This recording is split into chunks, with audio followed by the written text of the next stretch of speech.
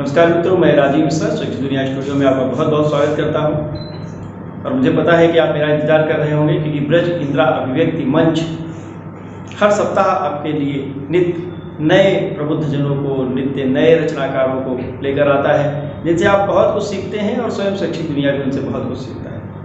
आज इसी कड़ी में जिन बुद्धजनों को हमने अपने स्टूडियो में बुलाया है, आइए मैं उनसे मुखातिब होता हूँ और एक एक करके आपसे उनका परिचय करवाता हूँ। आइए प्रबुद्धजनों की इस महफिल में आपका पहला परिचय करवाता हूँ पेशे से शिक्षक भाई राजेश सिंह जी से। आप उन्नाव में पाटन क्षेत्र में इंटर कॉलेज में हिंदी के अध्यापक हैं और बहुत ही अच्छा लिखते हैं। आप हमारे स्टूडियो में पहले भी आ चुके हैं, हमारे दर्शक इन्हें भली भांति इनको सुन भी चुके हैं, इनसे सीख भी चुके हैं और मुझे लगता है कि आज फिर कुछ नया सीखेंगे, कुछ नया करेंगे, क्योंकि शिक्षक हैं और शिक्षक का काम ही शिक्षा देना होता है। हम उनसे कितना सीख पाते हैं, कितना नहीं, है हमारे ऊपर निर्भर करता है। मैं आपका अपने स्टूडियो में बहुत बहुत स्वागत करता हूं और यहाँ बैठे हुए अतिथिजनों से, अपने दर्शकों से निवेदन करता हूं कि वो तालियों से आदरणीय करें।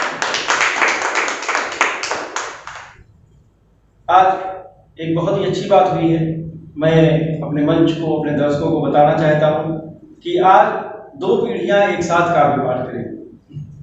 और कहते हैं कि व्यवसायी का पुत्र व्यवसायी होना चाहिए या हो जाता है, या पिता जिस क्षेत्र में होता है उस क्षेत्र में उसी की विरासत संभालता है, लेकिन कविता क्षेत्र में ऐसा नहीं होता, क्योंकि ये जो काव्य क्षेत्र है ये प्रभु की दी हुई एक इबादत है, जिसे सिद्धि हो गई उसे ही मिलती है। ये ऐसा नहीं है कि पिता से पुत्र में और पुत्र से और परपौत्र में जाएगी। लेकिन देखिए, यहाँ जो भाई राजेश सिंह के बगल में बैठी हुई हैं, एक छोटी सी बच्ची है, हमारे लिए तो हमारी बेटी ही है, उनका नाम कोई और नहीं बल्कि अर्पिता सिंह है और बहुत ही उत्साह पूर्वक मैं उनका स्वागत करता हूं, उनका परिचय देता हूं कि आप भाई राजेश सिंह जी की सुपुत्री हैं, जो बहुत ही अच्छा लिख रही हैं। कैसा लिख रही हैं वो हमारे दर्शक इनके काव्य पाठ में जानेंगे, लेकिन ये तो पक्का मानिए कि इस परिवार पर मां सरस्वती की साक्षात कृपा है। मैं आप सबसे पुनः निवेदन करता हूं कि आपका तालियों से स्वागत करें, क्योंकि ये जो नई कलम है, हो सकता है कि कल की महादेवी वर्मा हो सकता है कल की सुभद्रा कुमारी चौहान हो, और आपका आशीर्वाद मिलेगा तो ये और भी नए प्रतिमान गढ़ेगी। मैं फिर से आपका बहुत बहुत स्वागत करता हूं कि आप हमारे मंच पर आएं और यहाँ पर हमारे दर्शकों के बीच में काव्य पाठ करें। मित्रों, अपने मंच से दूसरी तरफ चलता हूं और परिचय करवाता हूं। हमारे बीच में भाई धीरपाल सिंह हैं, वो एक कवि भी हैं और कवि होने के साथ साथ वो एक नामी अखबार के पत्रकार हैं। सरसोल क्षेत्र से आप पत्रकारिता करते हैं अखबार के लिए, बहुत ही कर्मठ पत्रकार हैं और उसके साथ जितने अच्छे ढंग से पत्रकारिता करते हैं उनकी कलम भी उतना ही अच्छा चलती है। मैंने उन्हें कई बार सुना है, मुझे तो बहुत अच्छा लगा और मुझे उम्मीद है कि आज हमारे दर्शकों को भी बहुत अच्छा लगेगा। मैं आपका इस मंच पर बहुत बहुत स्वागत करता हूँ और आपसे पुनः निवेदन करता हूँ भाई धीरपाल सिंह जी का तालियों से स्वागत। उनके बगल में जो शख्स बैठे हैं वो बहुत ही विशेष हैं, बहुत ही सम्माननीय हैं। कानपुर के नवस्था क्षेत्र से पार्षद रहे भाई अनुज सिंह जी, मैं आपका बहुत बहुत स्वागत करता हूं। आप एक शिक्षक हैं, राजनीति के, मैंने बताया कि पूर्व पार्षद हैं, राजनीति से आपका वास्ता है, आप प्रॉपर्टी के व्यवसाय से भी जुड़े हुए हैं। लेकिन अगर इन सब से दूर हटके देखा जाए तो आप एक बहुत ही अच्छे, बहुत ही सशक्त कलमकार हैं, रचनाकार हैं। आपकी जो गजलें हैं, गीत हैं, दोहे हैं, जब उन्हें सुनते हैं तो मैं तो ये बताना चाहता हूँ कि वो कुछ लाइनें तो मैं प्रायः हमारे दादा सुरेंद्र गुप्त सीकर जी हैं, उनको मैंने कोट करते हुए सुना, तो मैं अनुज जी को नहीं जानता था। मैं जानता था कि कोई बहुत बड़ा शायर होगा जिनकी ये लाइनें कोट करते हैं। फिर एक दिन जब मैं इनसे मिला, मैंने कहा आपकी लाइनें कोट करते हैं, तो तब से मैं आपकी इज्जत और ज़्यादा करने लगा। और मैं इसी तरह अपने मंच पर आपका बहुत बहुत स्वागत करता हूँ कि आप आए। आगे क्रम में चलते हैं, वो कोई और नहीं बल्कि इस देश के चिर परिचित चेहरे और शैक्षिक दुनिया स्टूडियो के परमानेंट आइकॉन हैं श्री अजीत सिंह राठौर जी और लुल्ल कानपुरी जी। हमारे दर्शकों ने देख लिया होगा कि वो कितना अच्छा पढ़ते हैं, कितना अच्छा बोलते हैं और हर विधा में पारंगत हैं। जहाँ बड़ों के लिए लिखते हैं, व्यंग्यकार हैं, देश के विभिन्न कोनों में जाकर आपने अपना काव्य पाठ किया है। वहीं अब आप बाल कविताओं की ओर मुड़ चुके हैं और बाल काव्य में आपकी 5वीं 6वीं और मैं सोचता हूं कि वो 10वीं 9वीं किताब तक आने जा रही है। इसके बाद ये अंक कहाँ जाके समाप्त होंगे ये हम लोग नहीं जानते। हमारी तो ये उत्कंठा है, हमारी तो ये अभिलाषा है कि हम उसको कई शतक होने तक देखें। ऐसे अध्यक्ष महोदय, ऐसे वरिष्ठ रचनाकार श्री अजीत शास्त्री जी का मैं बहुत स्वागत करता हूँ। बंधुओं, प्रभाकर माचवे जी की 2 लाइनें मुझे बहुत पसंद हैं।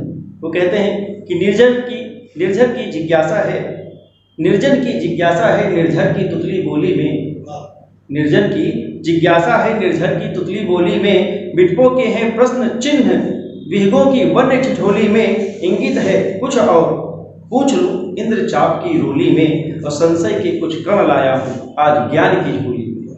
तो ये जो ज्ञान है, पत्रकार से, शिक्षक से, छात्रा से होते हुए फिर शिक्षक पर जाकर खत्म होता है। मुझे उम्मीद है कि हमारे दर्शक आज बहुत कुछ सीखने वाले हैं, बहुत कुछ जानने वाले हैं। मैं इस क्रम को शुरू करता हूं, और इस क्रम पे जो सबसे पहले नंबर पर मैं जिनको बुलाना चाहता हूं, जिनको आवाज़ देना चाहता हूं, मैंने बताया कि वो आज की उम्र में भी छोटी हैं, और मैं उन्हें नन्ही कलम ही कहूँगा। कारण ये कि मैंने इससे पहले उन्हें नहीं सुना है, लेकिन तारीफ बहुत सुनी है। उनका नाम अर्पिता सिंह होता है। वो 15 वर्ष की हैं और कक्षा 11 की छात्र हैं।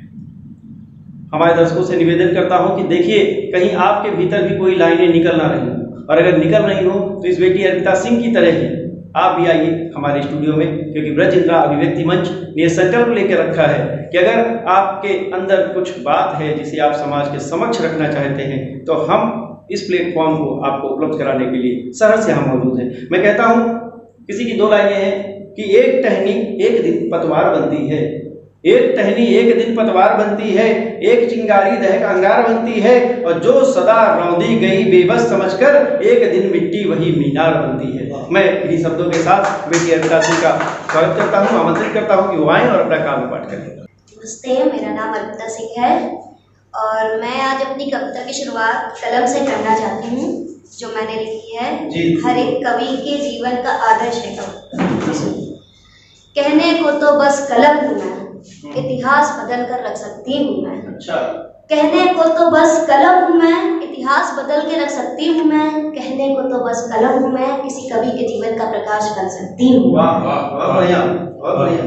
अज्ञेय का अपराजित अभिमान हूँ मैं, किसी विद्यार्थी द्वारा शिक्षक को दिया जाने वाला सम्मान हूँ मैं। बहुत सुंदर है, बहुत सुंदर। कहने को तो बस कलम हूँ मैं। आगे सुनिएगा, ये लाइन बहुत है। रामायण महाभारत कर्ण महादानी, रामायण महाभारत कर्ण महादानी, जाने कितने वीरों की मैंने लिखी है अपने ग्रंथों में वाणी। माँ सरस्वती द्वारा दिया जाने वाला वरदान हूँ मैं, एक सामान्य सूर्यकांत त्रिपाठी से निराला को देने वाला जन्म हूँ मैं। कहने को तो बस कलम हूँ मैं, इतिहास बदलने कर सकती हूँ मैं। कहने को तो बस कलम हूँ मैं। इस श्रृंखला में मैं आगे अपनी कविता रखना चाहती हूँ, दिल रहेगा हिंदुस्तानी। अच्छा। ये वो उन भाइयों के लिए है जो परदेश में रहते हैं लेकिन हिंदुस्तान को कभी नहीं भूले हैं। तो सुनिएगा। देश विदेश घूमा और जिया अपनी जिंदगानी, मगर कभी ना भूला वो अपने देश की कहानी। चाहे कुछ भी कहो मगर दिल रहेगा हमेशा हिंदुस्तानी। चाहे गया हो वो इटली लंदन, लेकिन कभी ना भूला वो हिंदुस्तानी चंदन। भले खाए हो चाउमीन पास्ता, लेकिन कभी ना भूला वो हिंदुस्तान की दास्ता। खून से सनी उसकी जवानी, बड़े बड़ों को बुलाते उनकी नानी। चाहे कुछ भी कहो मगर दिल रहेगा हिंदुस्तानी। बहुत बढ़िया। इस आगे श्रृंखला में मैं वक्त की बात करना चाहती हूँ। वक्त से या तो इंसान जीता है या तो हारा है, लेकिन जो भी है सब वक्त के ऊपर ही निर्भर है। वक्त बहुत कीमती है, इस कविता में मैंने ये दर्शाया है। पानी की तरह बहता है वक्त, रेत की तरह फिसलता है वक्त, नए नए रंग बदलता है वक्त, चोर की तरह ठगता है वक्त। वक्त एक जहां है, वक्त एक आसमान है, वक्त एक दलदल है जहां रखा अतीत का समा है। आग की तरह जलता है वक्त, बहुत मुश्किलों से हिलता है वक्त, पानी की तरह बहता है वक्त, रेत की तरह फिसलता है वक्त। और इस बीच अभी हम काशी विश्वनाथ से होके आए हैं, वहाँ पे भक्तों की बहुत भीड़ जमा रहती है, लेकिन उसी के ऊपर शिव जी के ऊपर मैंने कविता लिखी है, जरा सुनिएगा। मोक्ष भी शिव, बंधन भी शिव, अर्पण भी है शिव, तर्पण भी है शिव, मेरा रहस्य भी है शिव और उस रहस्य का दर्पण भी है शिव। मानव ढूंढता है उनको केदारनाथ विश्वनाथ जैसे मंदिरों में, सुनिएगा। मानव ढूंढता है उसे विश्वनाथ केदारनाथ जैसे मंदिरों में, मगर अगर सच्ची श्रद्धा हो दिल में तो हर कण में है शिव, हर कण बस कुछ यही कभी मुझे लगा आप लोगों को पसंद आएंगी तो जरूर उनको बताइएगा। और आखिरी में मैं ये कहना चाहती हूँ, कोरोना के ऊपर थी 4 लाइनें, मुझे लगा मुझे सुनाना चाहिए कि इस महामारी ने कैसा ये खेल कर दिया है, इस महामारी ने कैसा ये खेल कर दिया है, अपनों को ही अपनों से दूर करके जिंदगी की रेस में उम्मीदों को फेल कर दिया है। वक्त भी हारा इससे, इंसान भी हारा है, छूट गया लोगों का सहारा, जाने कितने इंसानों को इसने मारा है। कभी खुशियों से था वास्ता उनका, उन बच्चों को बेसहारा कर दिया है, इस महामारी ने क्या खेल कर दिया है। जी बहुत बहुत धन्यवाद। बहुत ही अच्छा काव्य पाठ अर्पिता। लिखती हैं कि कहने को तो बस कलम हूँ मैं, लेकिन ये जो कलम है ये बस नहीं है, ये बहुत कुछ। इसकी जो शक्ति है वो तलवार से भी बहुत तेज है, और आप इस कलम की जो धार है वो देख सकते हैं।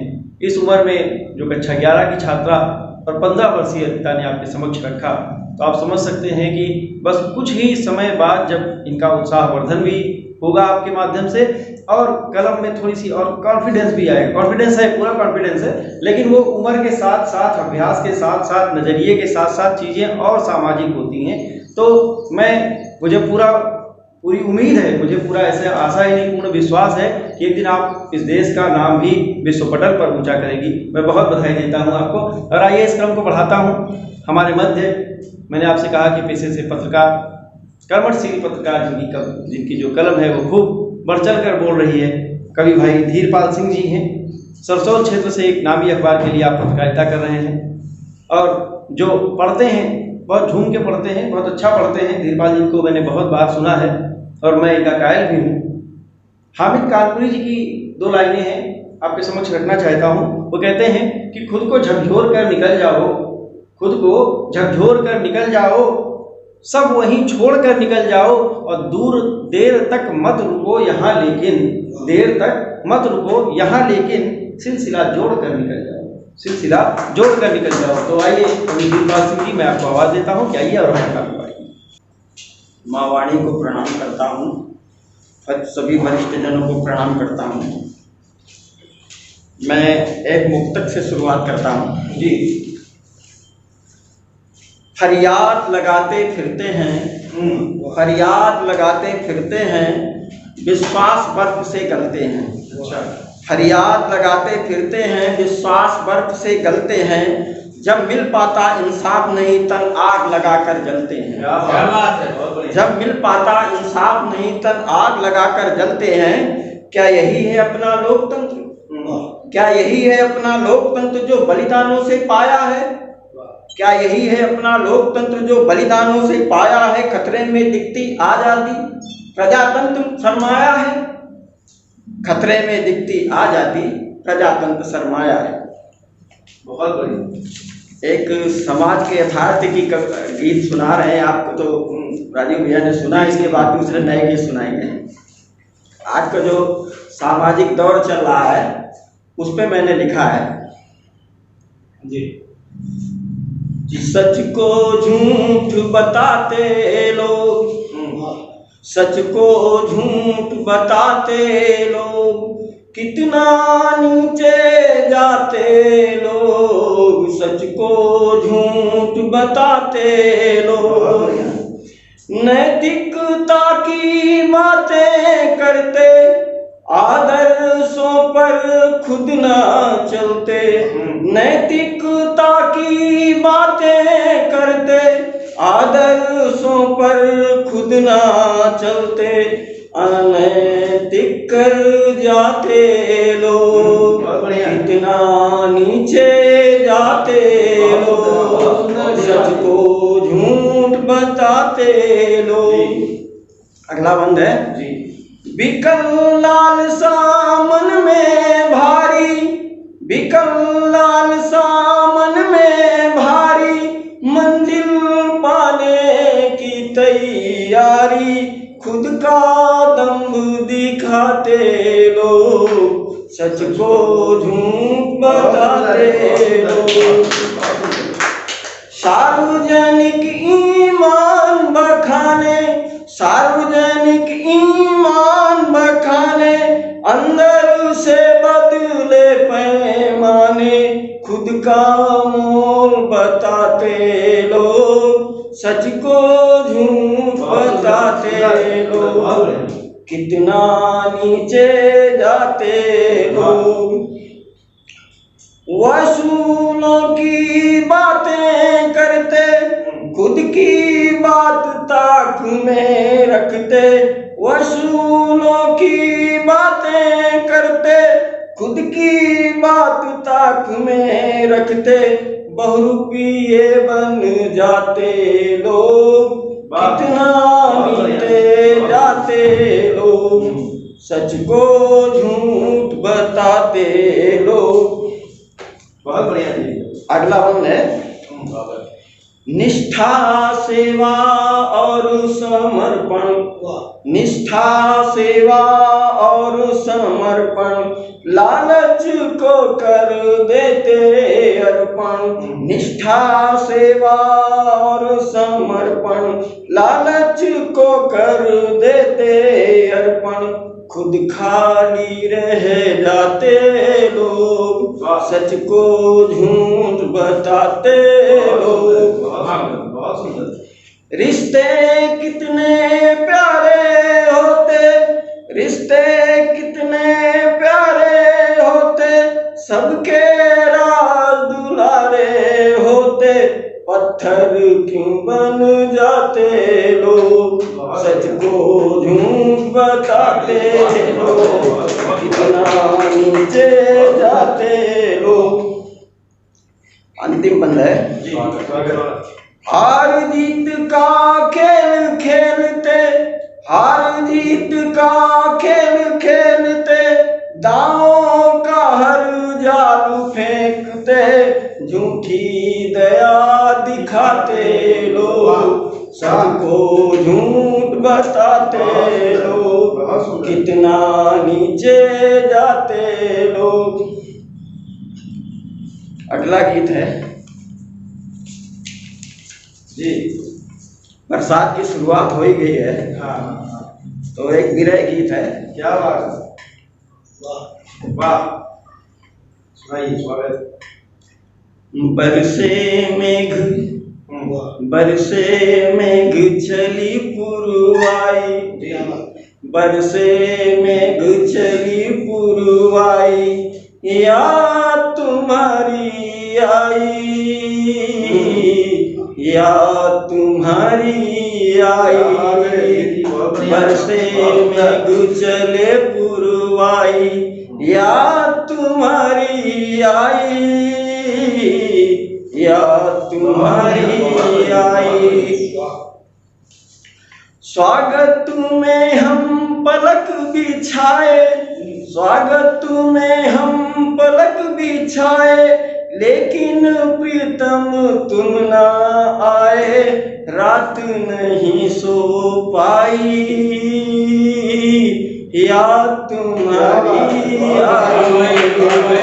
बरसे मेघ चले पुरवाई, याद तुम्हारी आई।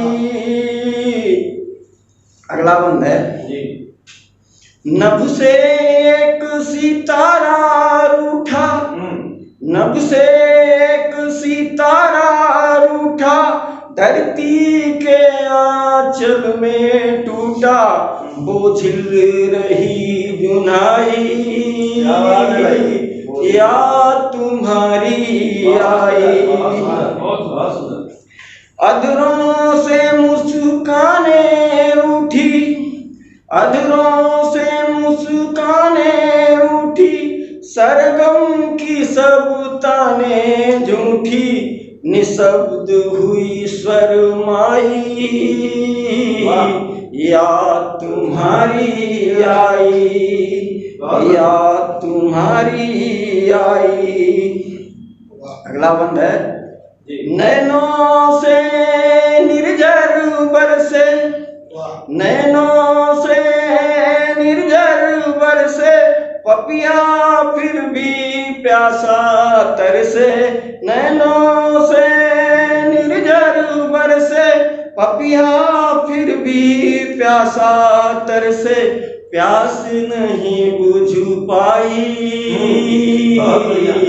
याद तुम्हारी आई, याद नहीं बुझ पाई, याद तुम्हारी आई। अगला बंद है, तन्हाई ने बहुत सताया, तन्हाई ने बहुत सताया, वादा तुमने कहाँ निभाया, तन्हाई ने बहुत सताया, वादा तुमने कहाँ निभाया, कहाँ कसम निभू पाई, तुम्हारी आई, याद तुम्हारी आई। अब अंतिम बंद है आशा का। आशा का हूँ दीप जलाए, आशा का हूँ दीप जलाए, शायद तू सपनों में आए, आशा का हूँ दीप जलाए, शायद तू सपनों में आए, फिर से बजे बधाई, याद तुम्हारी आई, याद तुम्हारी आई। सही बात, इतनी अच्छी आशा हो, फिर से बजे बधाई, तो फिर ऐसी आशा के बाद कुछ रह नहीं जाता। कहते हैं कि प्यास नहीं बुझ पाई, याद तुम्हारी आई, कसम नहीं निभाई। तो कितने बढ़िया इन्होंने दुकान दी, कितनी बढ़िया बातें करी, और जानते नहीं कि इसके पीछे कारण क्या है, भाभी जी क्यों मानती हैं ये। इस विरह के पीछे कारण मास्टर साहब आपको पता नहीं है। हुआ ये कि भाई साहब शीशे के सामने खड़े थे, कुछ देख रहे थे, अच्छे मूड में थे, तो भाभी जी आ गई। भाभी जी थोड़ा हैं ठीक ठाक हेल्दी हैं, तो वैसे तो वजन घट करने के लिए कहते रहते हैं, लेकिन उस दिन अच्छे मूड में थे। भाभी जी ने कहा कि मैं कैसी लग रही हूँ, तो अच्छे मूड में थे, तो इन्होंने कहा कि अरे बहुत बढ़िया लग रही हूँ, बहुत ब्यूटीफुल, बहुत बढ़िया। तो भाभी जी ने अगला सवाल किया कि फिर मुझे गोद में उठा के कपड़े तक ले चलो। अब ये इतने अच्छे और सरल हृदय, वो बोली कि मुझे गोद में उठाओ फ्रिज तक ले चलो। तो इतने अच्छे, इन्होंने कहा तुम रहने दो, मैं फ्रिज को ही यहाँ ले आता हूँ।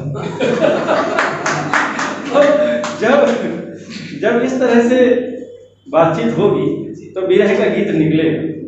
और ये इसीलिए निकला कि प्यास नहीं बुझ पाई क्योंकि फ्रिज यहाँ तक नहीं आई। तो ये थे हमारे भाई धीर सिंह जी, बहुत बढ़िया रचना, आपने माहौल में समा बांध दिया। और मैंने कहा था अपने दर्शकों से कि आपको विभिन्न रंग, विभिन्न शेड्स दिखाऊंगा। जो बच्चे हैं वो कुछ और लिख रहे हैं, जो नए कलाकार हैं, जो नए कलमकार हैं, वो कुछ और लिख रहे हैं, और जो मतलब परिपक्वता की श्रेणी में है, जो इससे ऊपर है, वो दर्शन की ओर जा रहे हैं। हम लोग दर्शन की ओर एक तरीके से जा रहे हैं। हमारा श्रृंगार लिखना भी एक दर्शन है, क्योंकि हम जानते हैं कि जहाँ से हमने शुरुआत करी है और जहाँ जाके खत्म करना है, तो मिलना प्रभु से ही है, वो श्री कृष्ण की ही नगरी है। मैं बहुत बधाई देता हूँ आपको और चलता हूँ अगले कवि की ओर।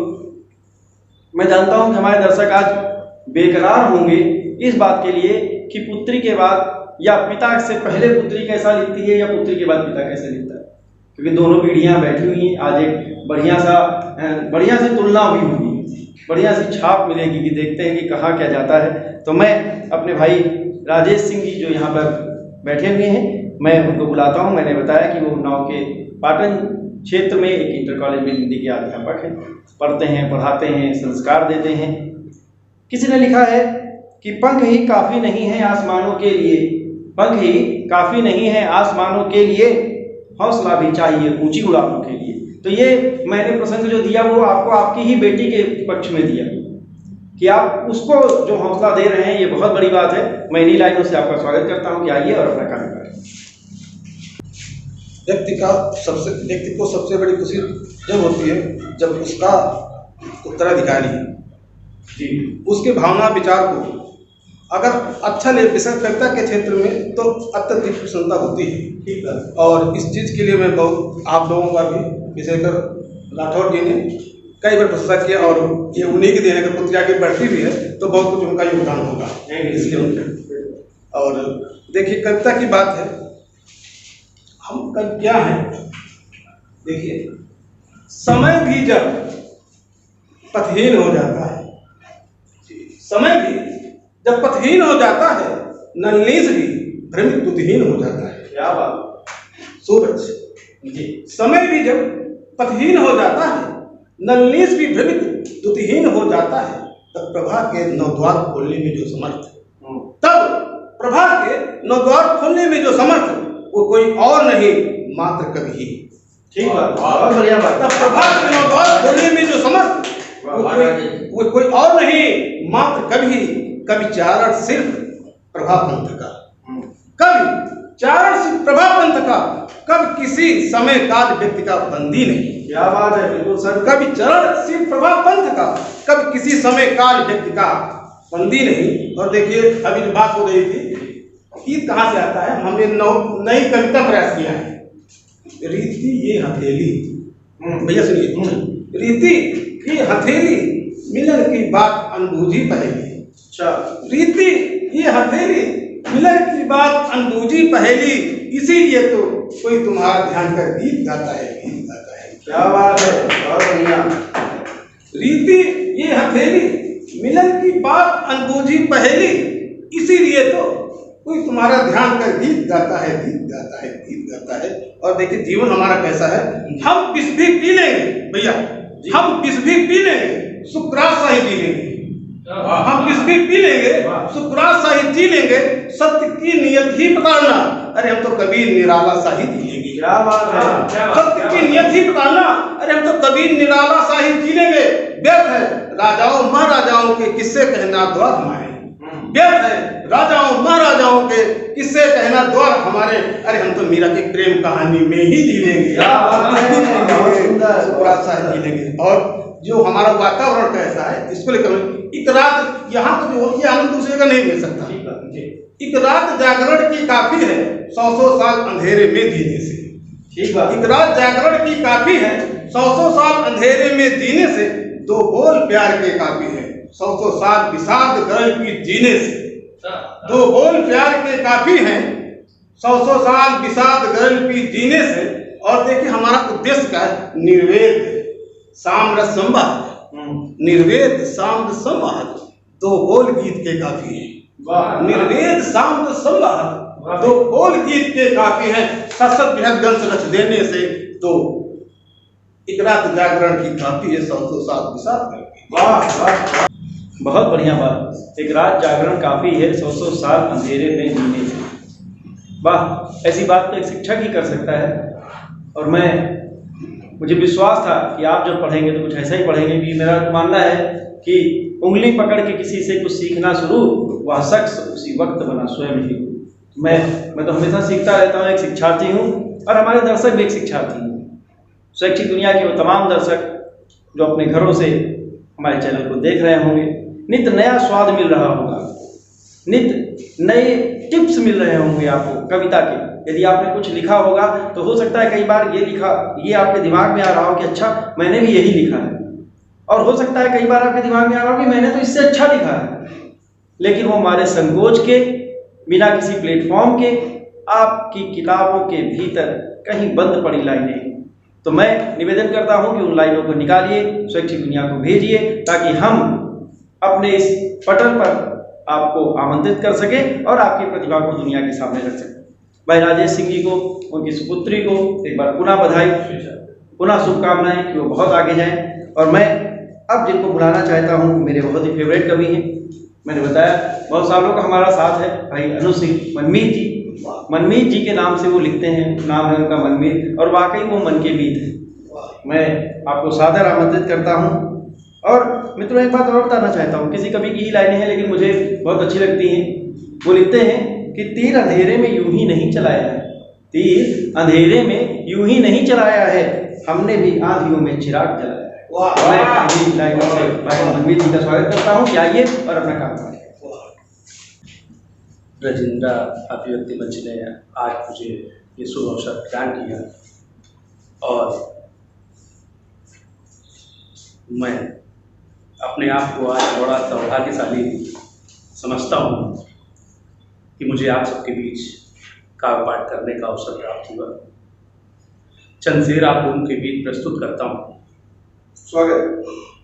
कद्र कोई नहीं है फूलों की, कद्र कोई नहीं है फूलों की, कैसे होगी बसर बबूलों की।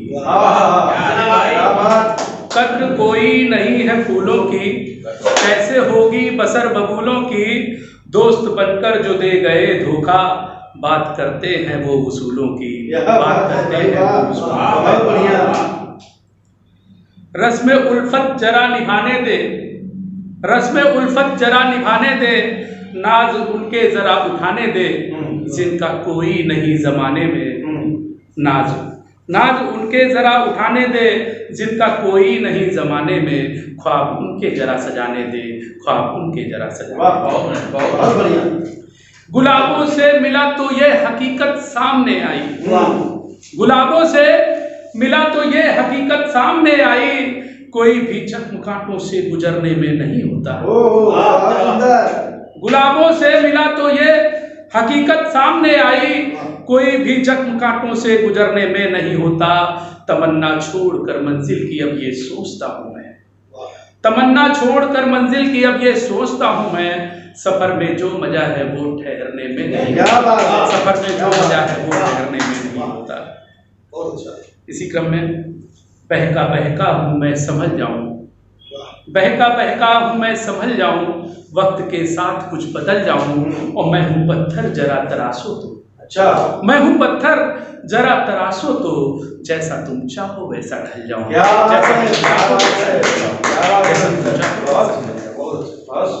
एक गजल तहत में आप लोगों के बीच प्रस्तुत कर रहा हूँ। एक मतलब उस शेर, उनसे हमारा इश्क ही समझा नहीं गया, अच्छा उनसे हमारा इश्क ही समझा नहीं गया, हालांकि हमसे मिलके वो तन्हा नहीं गया, क्या बात है, हालांकि हमसे मिलके वो तन्हा नहीं गया, हालांकि हमसे मिलके वो तन्हा नहीं गया। ऐ दिल तेरे बगैर अब जीना मुहाल है, ऐ दिल तेरे बगैर अब जीना मुहाल है, हमसे बिछड़ के कोई भी तुमसा नहीं गया, हमसे बिछड़ के कोई भी तुमसा नहीं गया, उनसे हमारा इश्क ही समझा नहीं गया, उनसे हमारा इश्क ही समझा नहीं गया। अगला शेर देखें, होगा हमारा हाल क्या इस गम में डूबकर, होगा हमारा हाल क्या इस गम में डूबकर, ऐसा तो फिक्र में कभी सोचा नहीं गया, ऐसा तो फिक्र में कभी सोचा नहीं गया, होगा हमारा हाल क्या इस गम में डूबकर, ऐसा तो फिक्र में कभी सोचा नहीं गया, उनसे हमारा इश्क ही समझा नहीं गया। इस शेर पे विशेष तवज्जो चाहूंगा।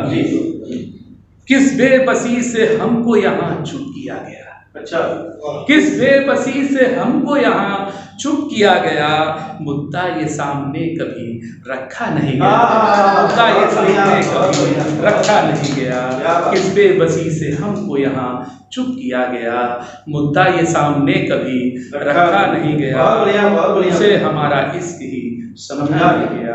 और गजल का अंतिम शेर है, दुनिया की तरह उसने गुनहगार कह दिया, दुनिया की तरह उसने गुनहगार कह दिया, तोहमत लगा के हमको परखा नहीं गया, तोहमत लगा के हमको परखा नहीं गया, उनसे हमारा इश्क ही समझा नहीं गया, उनसे हमारा इश्क ही समझा नहीं गया। बहुत सुंदर, बहुत चलिए गजल और आपको भी पेश करता हूँ। हंसी ख्वाबों के मंजर वो दिखा कर मार ना डाले, हंसी ख्वाबों के मंजर वो दिखा कर मार ना डाले, उसकी आंख में दरिया डुबा कर मार ना डाले, है उसकी आंख में दरिया डुबा कर मार ना डाले, हंसी ख्वाबों के मंजर वो दिखा कर मार ना डाले। और शेर देखें, गमों के जाम भर के वो लबालब लेके आया है, गमों के जाम भर के वो लबालब लेके आया है, वो मुझको अब मोहब्बत से, वो मुझको अब मोहब्बत से पिला कर मार ना डाले, के मंजर दिखा कर मार ना डाले। बहुत सुंदर है, बहुत सुंदर। और अगला शेर देखें जी सर। मेरी गुस्ताखियां अक्सर उसे बेचैन करती है, मेरी गुस्ताखियां अक्सर उसे बेचैन करती हैं, मेरी आंखों से नींदें वो, मेरी आंखों से नींदें वो चुरा कर मार ना डाले, हंसी ख्वाबों के मंजर वो दिखा कर मार ना डाले।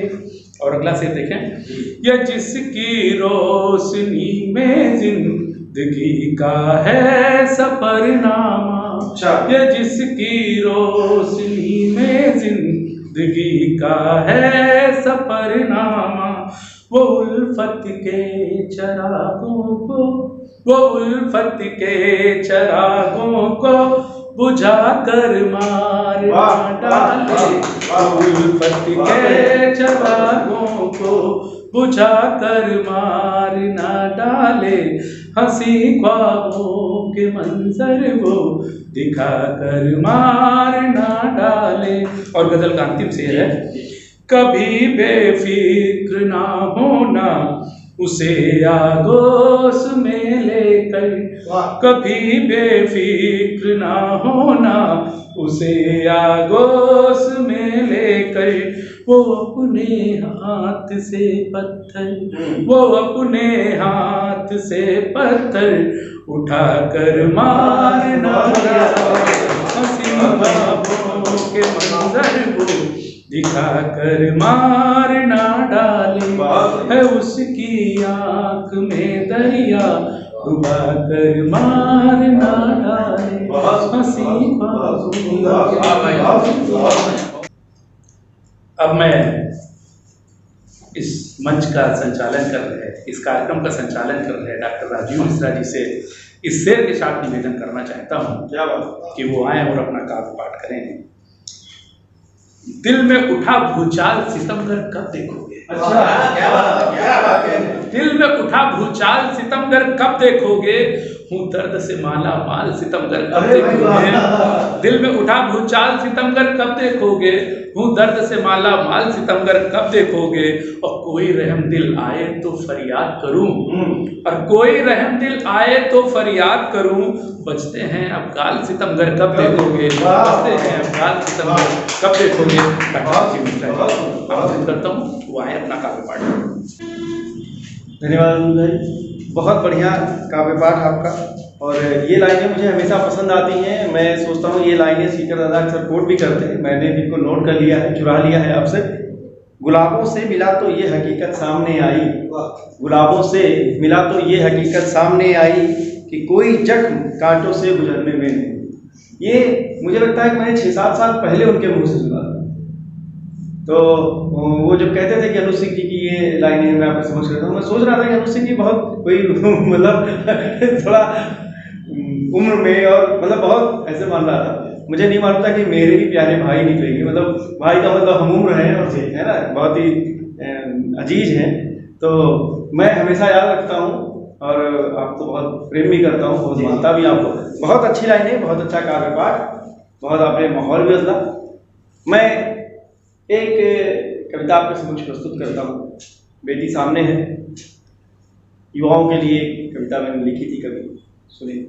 और कहता हूँ कि होगी जीत तुम्हारी, एक दिन होगी जीत तुम्हारी, होगी जीत तुम्हारी, एक दिन होगी जीत तुम्हारी, और बहुत निम्न रह चुके अब श्रेष्ठ बनने की करो तैयारी। बहुत निम्न रह चुके अब श्रेष्ठ बनने की करो तैयारी। तुम हो युवा भविष्य देश के, सतपथगामी बनो हरो कष्ट जन जन के। देश समाज धरा सृष्टि को दे दो श्रेष्ठ मान, यही है जिम्मेवारी। होगी जी, एक दिन होगी जी। यही मेरा आशीर्वाद भी है, यही मेरा एक आह्वान भी है बच्चों से। और कहता हूँ कि जब तुम में उत्साह नहीं था तब हर राह कठिन थी। जब तुम में उत्साह नहीं था तब हर राह कठिन थी। बहुत कठिन था रास्ता और मंजिल भी सुगम नहीं थी। बहुत कठिन था रास्ता और मंजिल भी सुगम नहीं थी। जो पादप छोटा सा कैसा भी मुड़ जाता है, मन चाहा आकार उसे दो या सीधे तन जाता है। वैसे ही तुमको बचपन से सबने यानी तुम्हारे पिताजी ने एक नई दिशा दी और तुमने भी आगे बढ़कर अब सबको जीत दिखा दी। तो बहुत हर्ष हो रहा है सबको देख तुम्हारी पारी, और होगी जीत तुम्हारी, एक दिन होगी जीत तुम्हारी। और कहता हूं कि नहीं कठिन है कुछ इस जग में, गर पाना चाहो सूरज भी। नहीं कठिन है कुछ इस जग में, गर पाना चाहो सूरज भी। और बहुत सरल सब हो जाता है जब भी किसी ने दृढ़ इच्छा की। नहीं हो कुछ भी पास तुम्हारे, पर मत घबराना तुम, और कुछ करने की दृढ़ इच्छा से गिर पर चढ़ जाना तुम। पाओगे एक नया जहां, पाओगे एक नया जहां, और लाखों खुशियां न्यारी। होगी जीत तुम्हारी, एक दिन होगी जीत तुम्हारी। और कविता के अंतिम बंद देखिए, कहता हूँ ये बहुत ही सटीक लाइनें हैं, इनको मैं हमेशा मैंने अपने लिए लिखी हैं, मैं आपको समर्पित करता हूँ। कहता हूँ कि बनो हमेशा पावक की लो जो नित ऊपर बढ़ती जाए। बनो हमेशा पावक की लो जो नित ऊपर बढ़ती जाए। मत धरो ध्यान जल की बूंदों का जो हर पल नीचे गिरती जाए। उसकी तासीर है नीचे गिरना जल। बनो हमेशा पावक की लो जो नित ऊपर बढ़ती जाए। मत धरो ध्यान जल की बूंदों का जो हर पल नीचे गिरती जाए। पर मत करना अभिमान कभी गर निरत सफलता पाते जाना। और मत सहना अपमान कभी जब व्यभिचारी से तुम टकरा। मत करना अभिमान कभी जब निरत सफलता पाते जाना। और मत सहना अभिमान कभी जब व्यभिचारी से तुम टकराना। यदि जीवन के इन कटु सत्यों को गांठ बांध तुम रखोगे, यदि जीवन के इन कटु सत्यों को गांठ बांध तुम रखोगे, दो राय नहीं आगे बढ़ोगे, स्वाद सफलता का चखोगे। आज नहीं तो कल परसों आएगी तुम्हारी बारी। और बहुत निम्न रह चुके अब श्रेष्ठ बनने की करो तैयारी। होगी जीत तुम्हारी, एक दिन होगी जीत। यही मेरा आशीर्वाद भी है, यही मेरी लाइनें भी हैं। तो चलिए मित्रों, आपने लाइन पसंद की, आपको अच्छा लगा, मैं आपको बहुत धन्यवाद प्रस्तुत करना चाहता हूँ। और इस क्रम को आगे बढ़ाता हूँ। जो शेष है वो बहुत ही विशेष है। हमारे प्रिय श्री अजीत राठौर जी, आप रेलवे से सेवानिवृत्त हैं, हम सब जानते हैं। और कला मंच पर भी, काव्य मंच पर भी, मतलब अपने सेवा काल में भी आप विभिन्न तरह की एक्टिविटीज में आपने ऐसी अंगूठी बनाई जिसको लोगों ने देख के बड़ी तारीफ करी। बड़ी भारी सी अंगूठी थी। एक चश्मा बनाया जो बिना डंडी का था। हाँ एक आपने चश्मा बनाया था, वो बिना डंडी का चश्मा था। और जो अखबारों की शान बना, और वो शायद आप बताएंगे उसको कि वो शायद विदेशों में भी उसकी जो है झलक दिखलाई। तो ऐसे इनोवेटिव, ऐसे वैज्ञानिक लुल्ल बनकर रहते हैं। ऐसे लुल्ल कानपुरी जी को मैं आवाज देता हूं कि आइए। और हामिद कानपुरी जी की दो लाइनें हैं, वो कहते हैं कि सब रहे मिलजुल सभी को दर्द से छुट्टी मिले। सब रहे मिलजुल सभी को दर्द से छुट्टी मिले। इस तरह का अब यहाँ दस्तूर होना चाहिए। मैं आपको इन्हीं पंक्तियों से आवाज देता हूँ। और हम सब भाई स्वागत करें दादा अजीत सिंह राठौर और लुल्ल कानपुरी। नमस्कार, स्वागत है आप सबका प्रबुद्ध मंच के साहित्यकारों को मेरा प्रणाम। निंदा आवाज अभिव्यक्ति मंच ने कि राजीव मिश्र जी ने एक स्वप्न देखा था कि साहित्य की जो नई नई कोकिलें साहित्य में निकल रही हैं उनको सामने लाकर पढ़ना पढ़वाना। अगर साहित्यिक जो पर्यावरण है बड़ा प्रदूषित सा है, इसमें नए कलमकारों का चल पाना बड़ा मुश्किल सा लगता है, क्योंकि इसमें साहित्यिक गुरु घंटाल ज़्यादा सक्रिय है। आप जैसे माली हैं तो क्या कहेंगे सर? मैंने ये इस बात को इसलिए कहा कि राजीव जी का जो स्वप्न था आज मुझे साकार होता दिख रहा है कि ये दो पीढ़ियाँ एक साथ पहली बार मंच पे आई और बिटिया पिता से तेज निकली है। बिल्कुल बिल्कुल सर। और आशा नहीं पूर्ण विश्वास है और आशीष भी हम लोगों के उसके साथ को आगे चले। आज जो हीरे राजीव जी लाए झाट के डॉक्टर वीर सिंह जी को हमारे क्षेत्र के हैं, सरसौल के हैं, भाई अनुज सिंह मनमीत, भाई राजेश सिंह और मैं स्वयं इनको छांट के लाए हैं। और ये रोज न रोज ये कोई हीरा ढूंढ लाते हैं। बदनाम तो पन्ना का खेत है जो 10 महीने 12 महीने में एक तो हीरा पाता है और कहते हैं हीरा खेती हुई रही। हीरा खेती तो यहाँ हुई।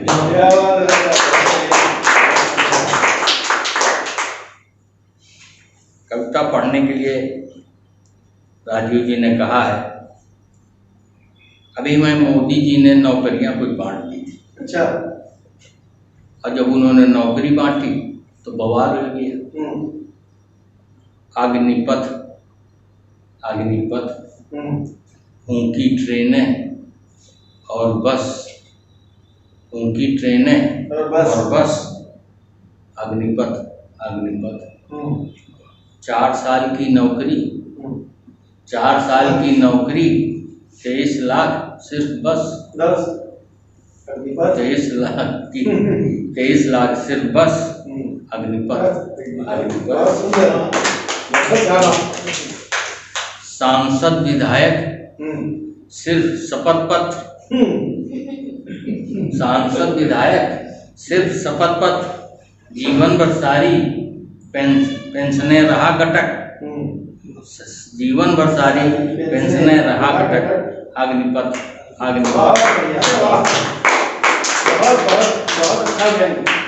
बहुत अच्छा।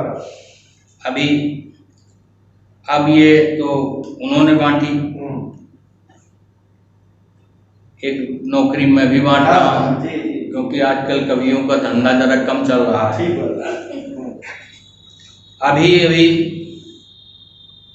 अभी मेरे पास एक ऑफर आया है। अच्छा। अभी मेरे पास एक ऑफर आया है। जू के डायरेक्टर ने मुझे बुलाया। वाह क्या बात है। जू के डायरेक्टर ने मुझे बुलाया है, ठाकुर साहब आपने व्यर्थ में इतना बड़ा मकान बना डाला। ठाकुर साहब आपने व्यर्थ में इतना बड़ा मकान बना डाला। आप हमारे पास आते, अपनी पत्नी को साथ लाते, मैं आपको विष्णु और उन्हें लक्ष्मी बनाता। क्या बात। मैं आपको विष्णु उन्हें लक्ष्मी बनाता, मैं आपको विष्णु उन्हें लक्ष्मी बनाता, हमारे शेर के 2 बाड़े खाली हैं उनमें सजाता। बहुत बढ़िया। मेरे शेर के 2 बाड़े खाली हैं उनमें सजाता, मेरे विष्णु और लक्ष्मी को सफारी के मुलायम लाइन में मार डाला। मेरे विष्णु और लक्ष्मी को सफारी के मुलायम लाइन ने मार डाला है। इसमें भी समझ में आता कोई बहुत बड़ा घोटाला है। इसमें भी समझ में आता कोई बहुत बड़ा घोटाला है। सरकारी खर्च बंद है, सरकारी खर्च बंद है, जेब अपनी तंग है। आप कविता के मंच पर दहाड़ते हो, पत्नी घर में आपके ऊपर दहाड़ती है, दोनों की जोड़ी खूब जमेगी, दोनों की जोड़ी खूब जमेगी। नकली होने की वजह से कोई बीमारी न डसेगी, नकली होने की वजह से कोई बीमारी न डसेगी। आपका खर्च चल जाएगा और मेरा काम बन जाएगा, मेरा काम बन जाएगा। मेरे साथ गुरु महान भी आए हैं। अच्छा, क्या बात, गुरु महान मेरे साथ गुरु महान आए हुए हैं। आप उन्हें आदर के साथ अंदर ले आइए, आप उन्हें आदर के साथ अंदर ले आइए। मैं उस मानुष को बन मानुष बनाऊंगा, मैं उस मानुष को बन मानुष बनाऊंगा, बन मानुष के हाव भाव सिखाऊंगा, बन मानुष की खलरी उड़ाऊंगा, उसके भी खर्च का इंतजाम करूंगा और उसकी भी व्यवस्था करवा दूंगा। मगर ये क्या, आपके तो कई बाड़े खाली पड़े। अच्छा, ये क्या, आपके तो कई बाड़े खाली पड़े हैं। मेरे पास तो हर ब्रांड का कवि है जो इन बाड़ों में फिट हो जाएगा, जो मैं इन हर बाड़ों में फिट हो जाएगा। कवित्रियों को मैं हिरनी बनाऊंगा, कवित्रियों को मैं हिरनी बनाऊंगा। इनकी चाल और आंखें बड़ी मस्त हैं, इनकी चाल और आंखें बड़ी मस्त हैं। हैवी वेट कवियों को हाथी बनाऊंगा, हैवी वेट कवियों को मैं हाथी बनाऊंगा। हौदा और काठी पीठ पे कसवाऊंगा, हौदा और काठी पीठ पे कसवाऊंगा। ये जू में आने वाले बच्चों को उनकी माँ के साथ उनको घुमाएंगे, बच्चों को उनकी माँ के साथ घुमाएंगे और मौका निकाल कर सूंड से उनको चूमते जाएंगे, उनको चूमते जाएंगे। एक विदेशी स्नीपर डॉग कानपुर का एक ही कवि फिट बैठता है। अच्छा, विदेशी स्नीपर डॉग में कानपुर का एक ही कवि फिट बैठता है। अफसोस वो आज आया नहीं। क्या बात, अफसोस वो आज आया नहीं है। जो न घूमता है न कभी काटता है, पिपासा और मलिका के वस्त्रों में झांकता है। मैं उसे जू के गेट पे लगा दूंगा। अच्छा, मैं उसे जू के गेट पे लगा दूंगा, जो वहां आने जाने वाले का प्रतिबंधित सामान सूंघकर जू को विस्फोट से बचा लेगा। बहुत बढ़िया, जो जू को विस्फोट से बचा लेगा। बहुत बढ़िया। मेरे पास अंत में एक संचालक महान बचे। अच्छा, अंत में संचालक महान बचे हैं, जिन्हें हम टॉय ट्रेन के संचालन पर लगा देंगे। टॉय ट्रेन के संचालन पर लगा देंगे। वे बच्चों को अगले आने वाले स्टेशन पर आने की जानकारी देंगे और प्यार भरी बच्चों को कविताएं सुनाएंगे, बच्चों को अच्छी अच्छी कविताएं सुनाएंगे। अगर आप इसी प्रकार से सहायता का हाथ बढ़ाएंगे तो हम नकली जानवरों से ही जू का काम चलाएंगे। शाम को कवि सम्मेलन कराएंगे, आपका भी फायदा कराएंगे और अपना भी। बहुत सुंदर। चलो भैया, आज मेहनत सफल हो गई। एक नौकरी तो पक्की हुई जू में संचालन की, और कहीं कुछ मिले न मिले, कविता पाठ में तो कुछ मिलता नहीं, लेकिन दादा ने जो है जू में एक नौकरी पक्की कर दी।